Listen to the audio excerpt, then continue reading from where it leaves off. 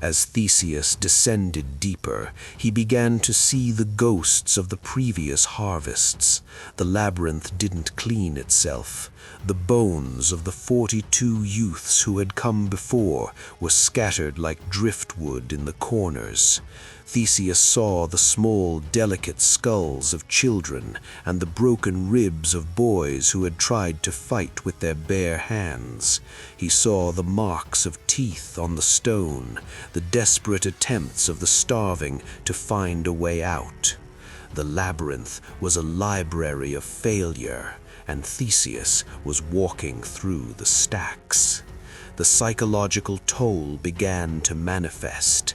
Theseus found himself talking to the thread. He found himself resenting Ariadne for staying in the sun while he walked through the dirt.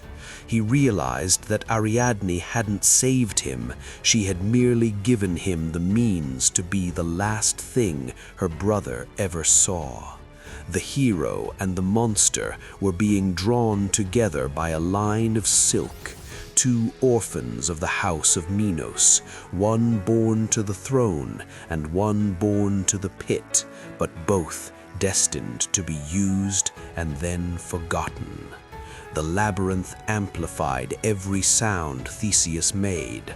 The clank of his silver sword against his thigh sounded like a mountain falling.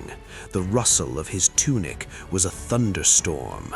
He was a beacon of noise in a world of stillness, and the beast was closing in. The Minotaur didn't run. He moved through the corridors with a slow, agonizing grace. He was at home in the dark. He didn't need a thread. The maze was his skin. He felt every vibration, every temperature shift, every drop of sweat that fell from the hero's brow. He was the architect of the shadows.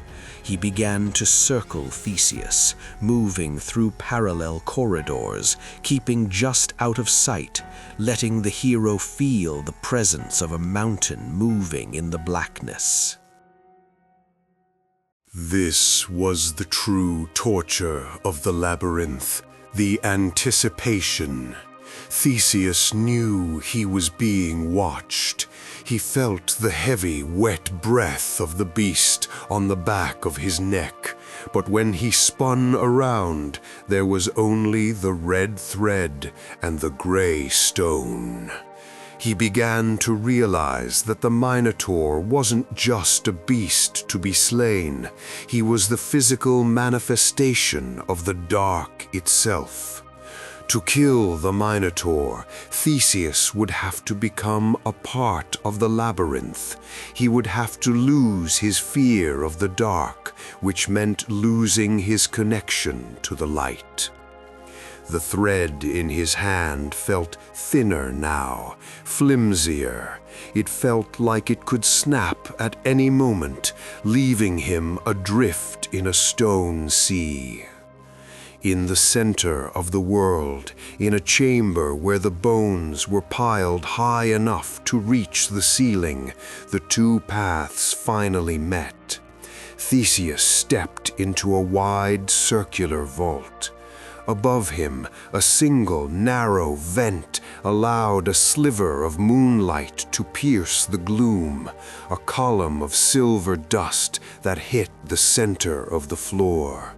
And there he was, Asterion, the Minotaur, the star. He wasn't charging. He was standing in the silver light, his massive horns casting a shadow that looked like a crown. He looked at Theseus, not with the eyes of a monster, but with the eyes of a prisoner who had been waiting for the executioner to finally arrive. The hero raised his sword. The beast lowered his head. The red thread lay between them, a line of blood on a floor of bone. The wander was over. The geography of fear had led them to this single, suffocating point. And as the labyrinth held its breath, the stone seemed to lean in, eager to drink the blood, that was about to be spilled.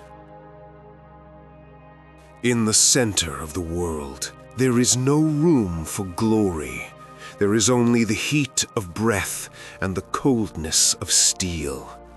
The vault where Asterion waited was a cathedral of bone, a circular room where the echoes of 42 deaths had settled like soot on the walls. When Theseus stepped into the sliver of moonlight, the red thread in his hand was no longer a guide, it was a leash. He stood before the beast, the silver sword of his father reflecting the pale, dusty light filtering from the vent above. He expected a monster. He expected a demon of mindless rage. But what he found was a mirror. The Minotaur did not roar. He did not charge with the fury of a bull. He stood on his human legs, his massive chest heaving with a wet, ragged sound. He looked at Theseus with eyes that were liquid and ancient, eyes that had seen nothing but stone for 27 years. For a heartbeat, the labyrinth held its breath.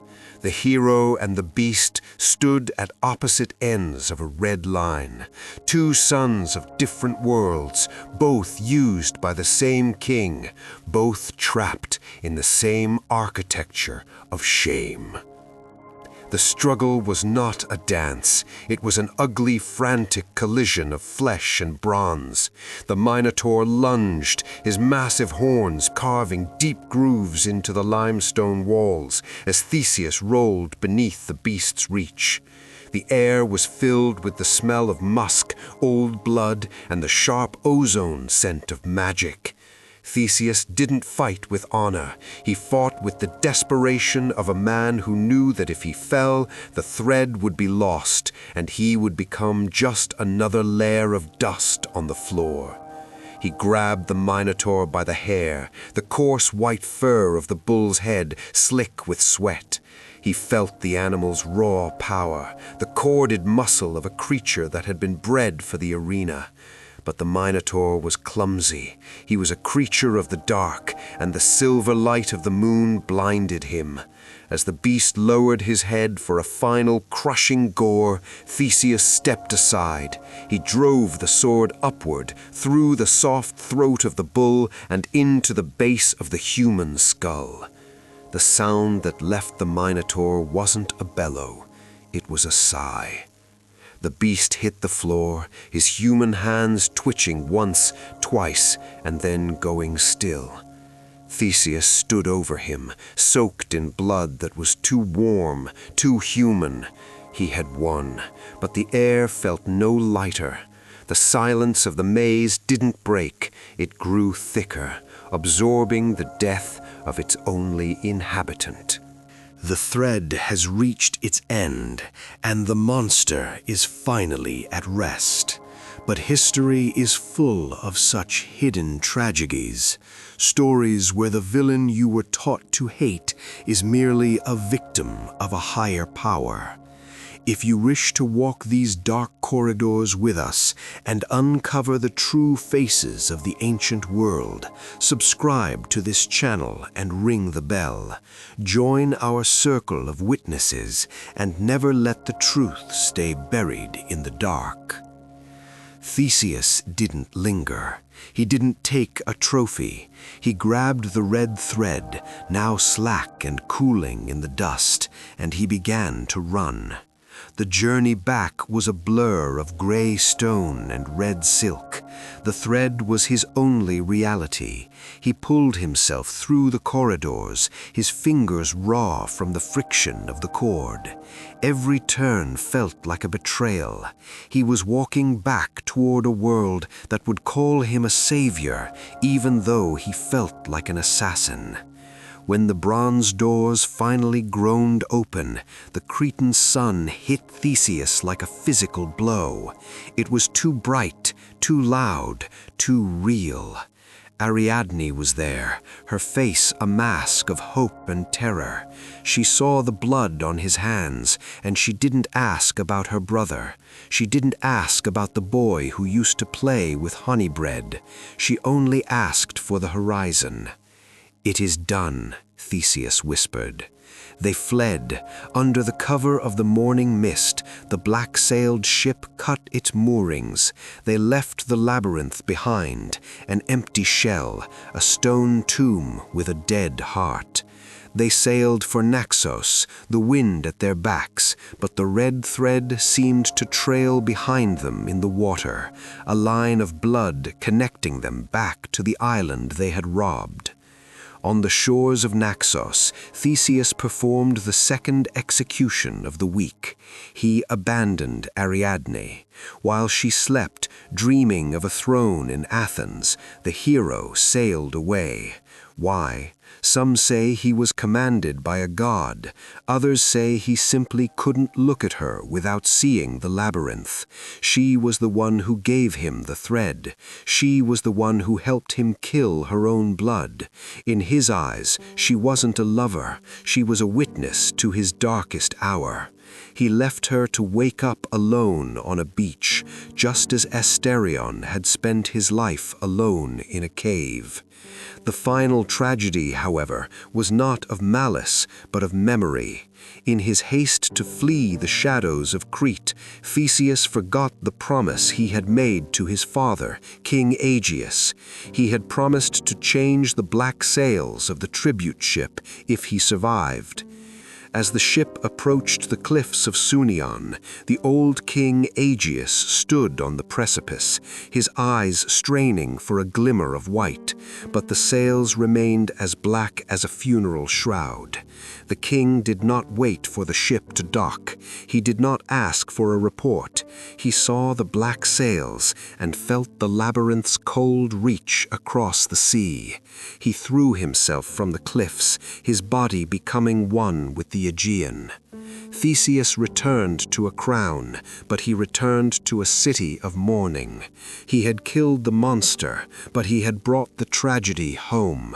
He had followed the thread out of the maze, but he could never untangle himself from the blood he spilled within it. The labyrinth still stands, they say, not in Crete, but in the minds of men. It is the maze we build when we hide our mistakes. It is the darkness we create when we choose the sword over the hand. Asterion died in the dark so that Theseus could live in the light, but the light of Athens was bought by the blood of a brother and the life of a father.